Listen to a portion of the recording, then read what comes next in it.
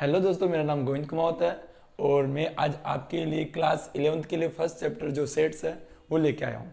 तो देखो, पहले इस वीडियो में हम ये देखेंगे कि सेट्स होता क्या है, उसका इंट्रोडक्शन देखते हैं कि उसका इंट्रो क्या होता है। ठीक है, तो देखो सेट्स क्या होता है।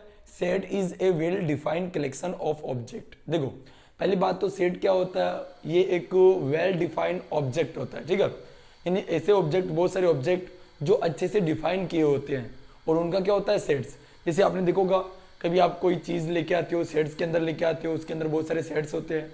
तो वैसे ही हम यहाँ पे देखेंगे हमारे पास ऑब्जेक्ट्स होंगे। ठीक है, और वो ऑब्जेक्ट्स वो कैसे होने चाहिए। देखो सेट्स का मीनिंग क्या बोल रहा है यहाँ पे कि सेट्स है वो कलेक्शन होता है। क्या होता है? कलेक्शन। यानी यहाँ पे बहुत सारी चीज़ें होनी चाहिए, बहुत सारे ऑब्जेक्ट्स होने चाहिए। तो सेट क्या होता है? कलेक्शन होता है। और कलेक्शन किसका होना चाहिए? वो ऑब्जेक्ट्स का होना चाहिए। किसका होना चाहिए? ऑब्जेक्ट्स का। और दूसरा क्या बोला इसने? Well defined. ये सबसे इंपॉर्टेंट है कि वो जो हमारा कलेक्शन है, जो ऑब्जेक्ट्स का जो कलेक्शन है वो कैसा होना चाहिए? वेल डिफाइन होना चाहिए, यानी अच्छे से डिफाइन होना चाहिए। अगर वो अच्छे से डिफाइन नहीं हुआ तो इसका मतलब क्या हुआ कि वो हमारा सेट्स नहीं है। अब देखो सेट्स के कुछ एग्जांपल्स देखते हैं कि सेट्स होते क्या है।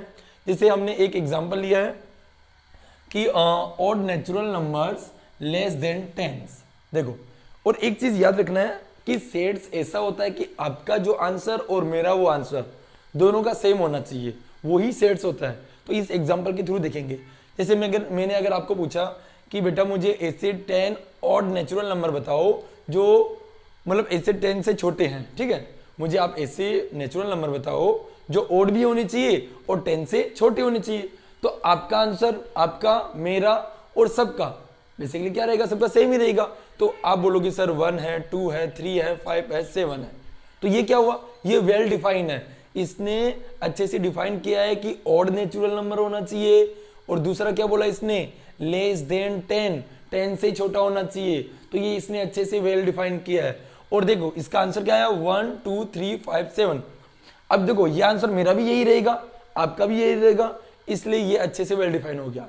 दूसरा एग्जाम्पल देखो, दूसरा एग्जाम्पल इसने लिया है कि 10 काइंड्स पीपल ऑफ इंडिया। अब देखो ये हमारा सेट्स नहीं है। पूछोगे सर क्यों? क्योंकि ये अच्छे से डिफाइन नहीं किया। अब देखो इंडिया में जितने भी काइंड्स पीपल है, ठीक है, आपके लिए 10 अलग होंगे। अगर आपको मैंने बोला कि 10 काइंड्स पीपल बताओ, तो अगर आप उसकी लिस्ट बनाने बैठोगे तो आपकी अलग होगी और मेरे के अलग होंगे। और अगर किसी तीसरे को हम पूछ रहे हैं तो उसकी क्या होंगे? अलग होंगे। ठीक है, तो यहाँ पे जो हमने ये डिफाइन किया है वो अच्छे से वेल डिफाइन नहीं है। यहाँ पे हमारे सबके आंसर क्या होंगे?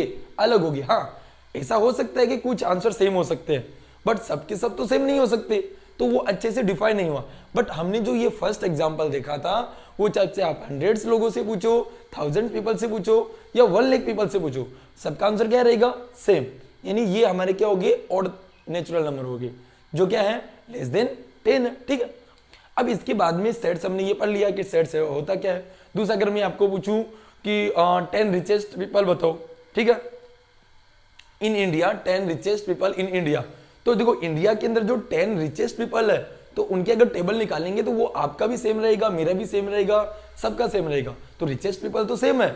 बट अगर मैं पूछूं कि आपको बहुत सारे एग्जाम्पल दे सकते हैं कि अगर आप मुझे जैसे और एग्जाम्पल ले लेते हैं कि इंडियाज रिवर, इंडिया की रिवर बताओ, ठीक है, तो इंडिया की रिवर भी क्या रहेगी? मतलब हम इंडिया की रिवर का ही कलेक्शन बनाएंगे, उसमें हम किसी अदर कंट्री की रिवर का कलेक्शन नहीं बनाएंगे, तो वो भी आपका क्या हो जाएगा? सेट्स हो जाएगा। ठीक है, अब देखो सेट्स के लिए कुछ यहाँ पे और सेट्स को कैसे रिप्रेजेंट कर सकते हैं, उसको कैसे लिखते हैं। तो देखो ब्रैकेट्स, यहाँ पे आपका जो कर्ली ब्रैकेट होता है, तो curly brackets are use to identify the elements of a set. ठीक है, अगर आप कोई भी सेट्स है, उस सेट्स के जो एलिमेंट्स होते हैं, अब बोलोगे सर एलिमेंट्स क्या होते हैं? एलिमेंट्स देखो ये यहाँ पे हमने नेक्स्ट यहाँ पे बता के रखा है। तो पहले ये देखो, अगर आप कोई भी सेट को लिख रहे हो तो उसको लिखने के लिए आपको ये कर्ली ब्रैकेट यूज करना पड़ेगा। ठीक है, सबसे मोस्ट इंपोर्टेंट ये है कि आपको पहले अगर सेट लिख रहे हो तो पहले आप क्या यूज करो? कर्ली ब्रैकेट यूज करो। ठीक है, दूसरा सेकंड ये बोल रहा है कि the sets name are represented by the capital name. अब देखो अगर आप कोई सेट्स बता रहे हो कि सेट ए है, सेट बी है, सेट सी, आपके पास बहुत सारे सेट्स है, और उन सेट्स को अगर आप रिप्रेजेंट कर रहे हो तो रिप्रेजेंट करने के लिए आपको क्या यूज करना पड़ेगा? आपको कैपिटल लेटर्स यूज करना पड़ेगा। कैसे? देखो जैसे मैंने एक सेट बताया यहाँ पे, set A is equal to क्या है 1 2 3 5 7, ठीक है। तो यहाँ पे ये जो सेट्स है, इस सेट्स को मैंने किससे आइडेंटिफाई करवाया है, मतलब किससे रिप्रेजेंट किया है, ए से, ठीक है। तो ये ए आपको क्या लिखना है, कैपिटल लिखना है, ठीक है। और इसके अंदर जो आपको ये दे रखे हैं 1 2 3 5 7, ये आपके क्या होते हैं, एलिमेंट्स होते हैं। तो यहाँ पे बहुत सारे नंबर्स का सेट है, ठीक है। और उस सेट्स को हमने ब्रैकेट से भी शो किया है, और वो ब्रैकेट को हमने किसके इक्वल रखा है, ए। और ये ए को हमने क्या बोला कि ये हमारे क्या होने चाहिए, कैपिटल लेटर्स होने चाहिए, ठीक है। नेक्स्ट थर्ड पॉइंट क्या हमारा, the object inside a set are also called the elements of member of a sets. यानी अगर कोई सेट है, उस सेट्स के अंदर जो ये एलिमेंट्स होते हैं, उन एलिमेंट्स को हम क्या बोल सकते हैं, उनको मेंबर ऑफ सेट्स भी बोल सकते हैं। जैसे यहाँ पे मैंने एक सेट दिया है, set A is equal to क्या है 1 2 3 4 5, ठीक है। तो ये जो 1 2 3 4 5 है, ये क्या होता है, ये सेट्स के ऑब्जेक्ट्स भी बोल सकते हैं इनको, ठीक है। इनको हम एलिमेंट्स भी बोल सकते हैं, ठीक है। इसको हम मेंबर ऑफ सेट भी बोल सकते हैं, ठीक है। अब इसके बाद में नेक्स्ट पॉइंट आता है हमारा, the elements of a set are represented by the small letter. अब देखो आपने ये जो एलिमेंट्स रीड किए, अगर आप इन एलिमेंट्स को रिप्रेजेंट कर रहे हो, तो ये एलिमेंट्स को कैसे रिप्रेजेंट करोगे, उनको आप स्मॉल लेटर से रिप्रेजेंट करोगे। कैसे? जैसे एक मैंने यहाँ पे फिर से एग्जांपल दिया है कि ए एक सेट है, ए इज इक्वल टू 1 2 3 5 और 7 है, ठीक है।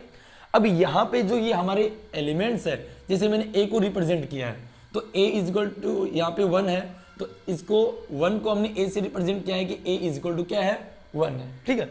तो आपको बेसिकली ये देयर आर द 4 रूल्स है ना, यहाँ पे 4 रूल्स है कि आप सेट्स को कैसे लिख सकते हो। तो फर्स्ट रूल एक बार फिर से रिवाइज कर लेते हैं। पहले तो इसमें कर्ली ब्रैकेट से लिखेंगे इसको, अगर आपने कर्ली ब्रैकेट नहीं लिखा so that is your sets is wrong, ठीक है।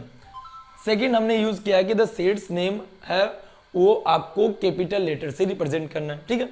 थर्ड हमने क्या किया, थर्ड हमने किया कि जो सेट्स अगर आप रिप्रेजेंट कर रहे हो, कोई सेट लिख रहे हो, तो उसके अंदर जो नंबर्स होते हैं या जो भी नेम्स होते हैं, नेम्स का सेट लिया है, नंबर्स का सेट लिया है, ठीक है, वो क्या होने चाहिए, वो उनको क्या बोलते हैं, उनको हम ऑब्जेक्ट बोलते हैं, ठीक है।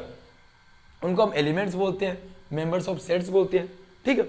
इसके बाद में नेक्स्ट आता है हमारा कि जो हमारे एलिमेंट्स होते हैं, ऑब्जेक्ट्स होते हैं, ठीक है, उनको आप स्मॉल लेटर से रिप्रेजेंट करते हैं। जैसे ये हमारा एलिमेंट्स था, ठीक है, इन एलिमेंट्स में हमने जो ये 1 है उसको हमने ए से रिप्रेजेंट किया, ठीक है।